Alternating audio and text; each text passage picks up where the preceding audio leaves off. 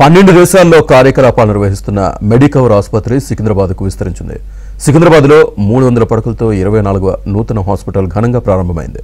ఈ ప్రారంభోత్సవానికి కేంద్ర మంత్రులు కిషన్ రెడ్డి, బండి సంజయ్, తెలంగాణ మంత్రులు దామోదర రాజనరసింహ, పొన్నం ప్రభాకర్, మేయర్ గద్వాల విజయలక్ష్మి హాజరయ్యారు.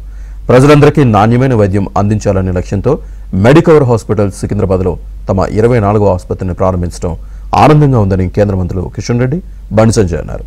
ప్రజలకు చేరువలో ఉండే ఆసుపత్రులు మాత్రమే నిజమైన ప్రజాసేవ చేస్తాయని మంత్రి పొన్నం ప్రభాకర్ అన్నారు. అత్యంత నిష్ణాతులైన 40 మందికి పైగా డాక్టర్లతో పాటు ప్రపంచ స్థాయి సదుపాయాల మెడికవర్లో అందుబాటులో ఉన్నాయని Medicover hospitals India chairman and managing director doctor G Anil Krishna అన్నారు. 16 cities, 5,500 plus hospital beds. When we take this board, to become a doctor. Doctor Sharat garu, ఈ రోజు గవర్నమెంట్ ఇవ్వడం జరుగుతుంది. కార్యక్రమానికి చేసినందుకు మనం చూస్తున్నాం. మనము పెరుగుతున్నటువంటి ఈ యొక్క కొత్త వ్యవస్థలో హాస్పిటల్స్ యొక్క ప్రాధాన్యత పెరిగింది.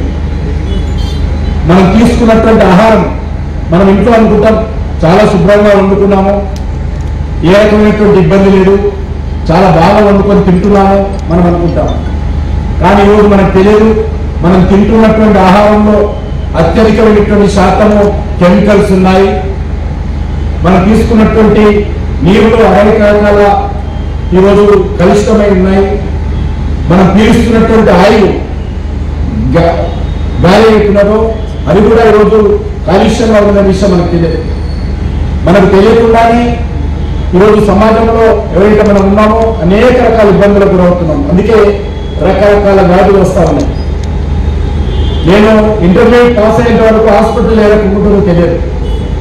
మా అమ్మమ్మనే డాక్టర్ తిన్నారు, ఏ ఆలోపతి డాక్టర్ కూడా అవసరం ఉండేది కాదు. కానీ ఈరోజు పరిస్థితి రకంగా గర్భంలో ఉన్నప్పుడే, పిల్లలు గర్భంలో ఉన్నప్పుడే ఈరోజు డాక్టర్ అవసరం వచ్చింది. ఆ రకమైనటువంటి పరిస్థితి ఈరోజు మనకు ఉన్నది. దీన్ని మనందరం కూడా జాగ్రత్తగా చూడాల్సినటువంటి అవసరం ఉంది.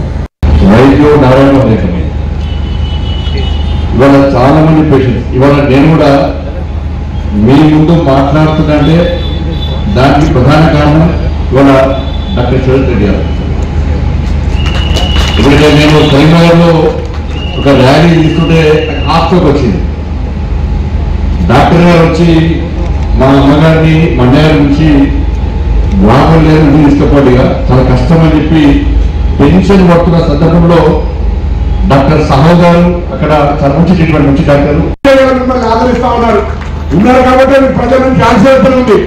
నా కరీంనగర్లో కూడా మీ మెడికల్ బ్రాంచ్ ఉంది.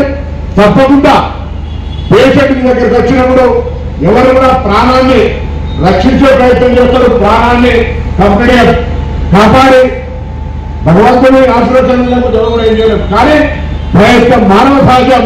మీరు చేస్తున్న ప్రయత్నంలో 100 ప్రాణాలు వచ్చి సరైనటువంటి చికిత్స దొరికితే బతికినటువంటి వాళ్ళు వేరే మంది. కాబట్టి ఈరోజు ఈ యొక్క ఆసుపత్రి నేను దినదినాభివృద్ధి చెందాలని అనలేను, ఎందుకంటే పేషెంట్ల సంఖ్యను పెంచాలని కోరినట్టయితే.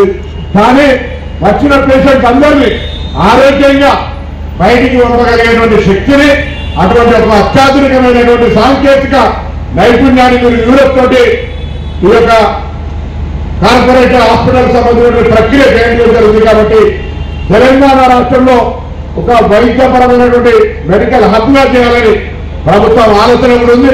కేంద్రానికి సంబంధించి గతంలో వారు ఇచ్చినటువంటి గవర్నమెంట్ ఆఫ్ ఇండియా స్కీమ్ కూడా ఇంక్లూడ్ లేకపోతే ఇప్పుడు దాన్ని కూడా పేద ప్రజలకు న్యాయం చేయడానికి వీలైనంత వరకు అటు కేంద్రం తరఫున, ఇటు రాష్ట్రం తరఫున చేయాలి.